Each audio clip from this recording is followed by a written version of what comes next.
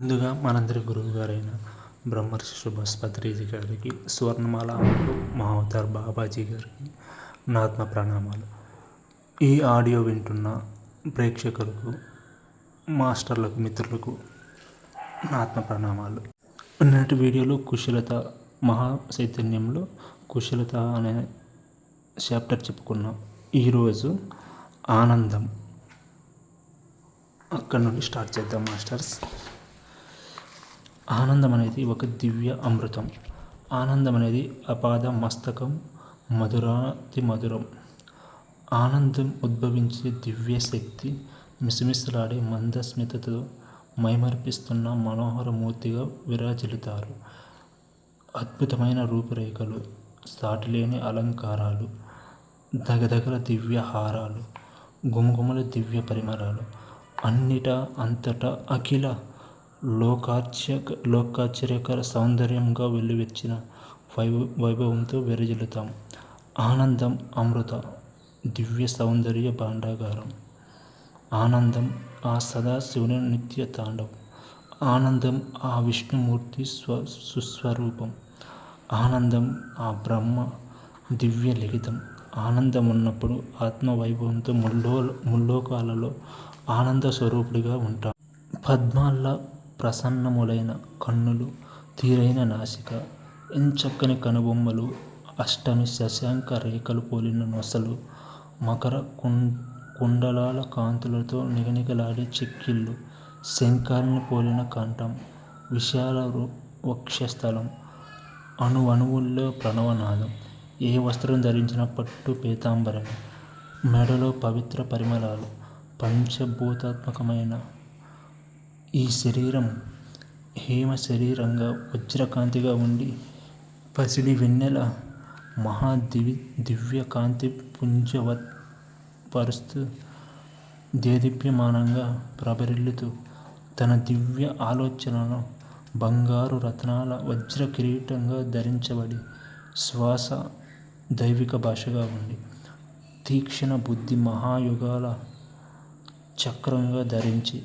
స్థితప్రజ్ఞ జన్మంగళ తత్వంగా మారి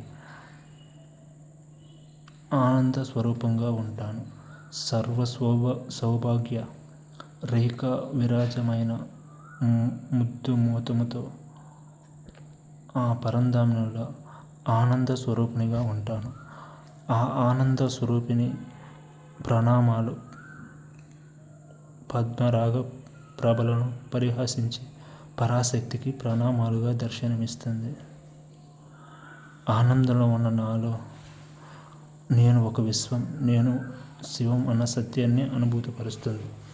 ఆనందంగా ఉన్న నేను సృష్టి సంపదలకు నేనే సర్వాధికారిని అన్న సత్యం అణువణువుల్లో ఉప్పొంగుతుంది. ఆనందంగా ఉన్న నాలో గంగా నది, సకల పుణ్య నదీ జలాలు ఉరకలు వేస్తున్నట్లు, ఆ పారిజాత కదంబ ప్రసూనాలతో పవిత్రార్చనలు చేస్తున్నట్లు, చందన కస్తూరి కర్పూరాలు సమర్పిస్తున్నట్లుగా, మకర తాంబూలాలు దళాలు సమర్పిస్తున్నట్లుగా, మధుర రసఫలాలు స్వీకరిస్తున్నట్లు ఒక దివ్య అనుభూతికి వచ్చాను. ఆనందం పరబ్రహ్మ రూపకం. ఆనందం విశ్వజయం. ఆనంద శ్రీకవచం. ఆనందం సౌందర్యం. ఆనందం లావణ్యం. ఆనందం మంత్రం. ఆనందం యంత్రం. ఆనందం తంత్రం. ఆనందం బ్రహ్మ. ఆనందం విష్ణుతత్వం. ఆనందం శివతత్వం. ఆనందం యోగం. ఆనందం శక్తి స్వరూపిణి. ఆనందం లక్ష్మీతత్వం. ఆనందం సరస్వత్వం. ఆనందం అన్నరాశి. ఆనందం కర్పూర తాంబూలం. ఆనందం ఛత్రశ్యామరలు. ఆనందం అక్షరం. ఆనందం సంగీతం. ఆనందం శరణం. ఆనందం పల్లవి. ఆనందం రాగం. ఆనందం వేణునాదం. ఆనందం విశ్వం. ఆనందం సుస్వరూపం.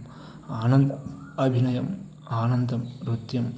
ఆనందం దైవం అడుగులు. ఆనందం ప్రేమ కదలికలు. ఆనందం మహామూల చైతన్య స్మర్పణ. ఆనందం అమృతం. ఆనందం దైవపు నామాలు. ఆనందం పరమాదిత్య పశ్యంతి వైఖరులు. ఆనందం చతుర్వేదాలు. ఆనందం భక్తి. ఆనందం శ్రద్ధ. ఆనందం ఆనందం అగ్ని. ఆనందం జల వాయు కుబేర దేవతలు. ఆనందం దక్షిణ. ఆనందం ప్రదక్షిణ. ఆనందం రక్షణ. ఆనందం ఆత్మమందిరం. ఆనందం ధనస్సు. ఆనందం యశస్సు. ఆనందం అమృత ఫలం. ఆనందం బలం. ఆనందం మేధస్సు. ఆనందం శ్రీవిద్య. ఆనందం బ్రహ్మ విద్య. ఆనందం మహాకావ్యం. ఆనందం 64 కళలు. ఆనందం ప్రణవ శబ్దం. ఆనందం చిత్రం. ఆనందం ధాత్రి. ఆనందం గాయత్రి. ఆనందం స్వర్ణం. ఆనందం వర్ణం. ఆనందం తిథి. ఆనందం విధి. ఆనందం శాస్త్రం. ఆనందం బ్రహ్మం. ఆనందం స్వధర్మం. ఆనందం జగన్మోహం. ఆనందం క్రీడా విలాసం. ఆనందం ఆత్మభిక్ష. ఆనందం రక్ష. ఆనందం వ్యాసపీఠం. ఆనందం జయం. ఆనందం శుభం. ఆనందం అమ్మ. ఆత్మలో నుంచి ఉద్భవించే అమృతం. ఈ అమృతాన్ని సేవిస్తూ అమరత్వాన్ని అందుకోవచ్చు సరికదా. ఈ భూతలంలోని అన్నిటిలో అసలైన ఆనంద అమృతాన్ని సేకరించి ఉంటే ఆ 7 చైతన్య స్థితులలో ఉన్న మకరందాన్ని అనుభూతి పొందుతాం. 7వ స్థితిలో ఐక్యమైపోతాం. భూతలంలో అన్ని ఆనందాలే. వింటే శ్రవణానందం. దర్శిస్తే నయనానందం. మాట్లాడితే శుభానందం. నవ్వితే హాస్యానందం. పలకరిస్తే ప్రేమానందం. మనసు అదుపులో ఉంటే మానసానందం. అజ్ఞానం తొలగితే జ్ఞానానందం. వివేకం విచక్షణ ఉంటే అంశానందం. అన్నిటిలో ఉంటూ అంటించుకుంటూ పోతే ఉండటం కమలానందం. అన్నిటిలో ఉంటూ అంటించుకోకుండా ఉండటం కమలానందం. ఆత్మతో మమేకమై ఉండడం ఆత్మానందం. సృష్టిలో ఉన్న చైతన్యాన్ని అనుభూతి చెందడం చిన్మయానందం. సత్యాన్ని అన్వేషిస్తూ తెలుసుకొని సత్యంతో మమేకమై ఉండడం సచ్చిదానందం. మనలో ఉన్న తండ్రితో మమేకమవడం పరమానందం. నిరంతరం దివ్యత్వంతో ఉండడం దివ్యానందం. ఎంత చెప్పిన ఆనందం కోసం తక్కువే. ఎక్కడ చూసినా ఉన్నది ఆనందమే. ముందు మనం ఆత్మానందంలో ఉంటూ ఎటు వెతికినా ఉన్నది ఆనందమే. సృష్టి మొత్తం ఉన్నది ఒక్కటే. ఇదే సచ్చిదానందం పరమానందం.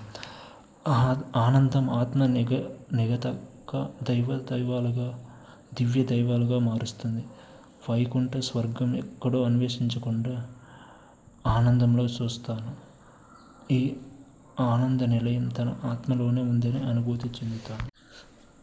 ఆనందమున్న క్షణం అనంత అద్భుత బ్రహ్మాండ రహస్య శ్రేష్టను ఆవిష్కరిస్తుంది. లోకోత్తర లావణ్యాలు సిరుల తల్లిగా ఉండి ఆకర్షణ శక్తియే ఈ ఆనందం. మహామూల చైతన్యాన్ని పొంది ఏకైక మార్గం ఆనందం. ఆనందం ఆత్మలో ఉద్భవించి దివ్యరస అమృత అనుభూతి. ఆనందం అమరత్వానికి దివ్య సాధనం. వైకుంఠ అంతరాన్నే ఆనంద నిలయం. అదే మహామూల చైతన్య దివ్య కాంతి శిబిరం. అనంత తేజస్సు వలన శత్రుఘాతుకం నశిస్తుంది. ఆనంద అనుభూతి సర్వరోగ నివారిణి. ఆనందం మహామూల చైతన్య స్వరూప ఆత్మకాంతి వరప్రసాదం. ఆత్మకి శరణాగతి స్తుతి రూపమై వచ్చేదే ఆనందం. సంకల్ప వికల్పాలను తనలో నిమగ్నం చేసే అమృతమే ఆనందం. విశ్వమోహన శక్తి స్వరూపం ఆనందం. ప్రళయ గణగణ ఘోషణ భీషణ ఓంకారమే ఆనందం. మహామూల చైతన్య దివ్య పరమానందాన్ని తెరిచేది ఈ ఆనందం. అన్ని కోణాల్లో ప్రళయ నరసింహుని ఉజ్వల శక్తుల్ని నింపేదే ఆనందం. ప్రాణకోటిని సర్వ మోహాల నుంచి విడిపించేది ఈ ఆనందమే. అంతవరకు ఏం చెప్పాలన్నవి ఆనంద తన్మయత్వంలోనే మునిగాక అన్నీ మర్చిపోయి మైమర్చిపోతాము. అన్ని చైతన్య శక్తులను ఏకీకృతం చేసేది ఆనందం. ప్రేమకు ప్రతిరూపం ఆనందం. నా శరీరం అద్భుత భావంతో పులకించిపోతుంది. ఏదో ధైర్యం నన్ను ఆవహిస్తుంది. ఆనందం పొంగిపోతుంది. ఈ మహామూల సుస్వరూపాన్ని ఆకలింపుతో ఆలింగనం చేసుకొని తహతహతో పరవశించిపోతూ తన్మయత్వంతో ఐక్యమైపోయాను.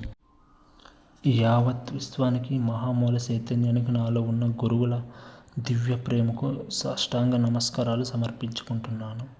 నేను శిరస్సు వంచి నేనును వదిలి, అన్నిటినీ వదిలి చైతన్యంగా ఉండి ఆనందతత్వంతో ఇది లిఖించబడింది. ఇది మహామూల చైతన్య భావన, ఆత్మవేదన, ఆనంద స్మరణ, దివ్యత్వపు దీవెన. నెక్స్ట్ అనుబంధం. ఒక్కానొక గ్రాండ్ మాస్టర్ ఎలా ఉండాలి? ప్రతి బంధంలో అటాచ్మెంట్తో ఉంటూ అంతరంలో డిటాచ్మెంట్తో వ్యవహరించాలి. అనగా ఆత్మ ప్రేమలో ఉండాలి. నీలో రసాయనిక భావోద్వేగాలు వస్తున్నాయన్నప్పుడు దానిని ప్రకటించడానికి నీకు శక్తి అవసరం లేదు. వాటిని ప్రకటితమవకుండా నిలిపి ఉంచి వాటిని తుంచి అంతరంలో దివ్య ప్రేమతో ఉండడానికి కావాలి అసలు సిసలైన అంతర్గత శక్తి. చైతన్య స్వరూపంగా ఉన్న మాస్టర్ అంతటా చైతన్యాన్ని దర్శిస్తాడు. బాహ్య మూలాన్ని వదిలి అంతర్గత సంపద సొంతం చేసుకుంటాడు. ప్రతి విషయాన్ని తీక్షణతో గ్రహిస్తాడు. సహనం, సంకల్పం, అభయహస్తాలు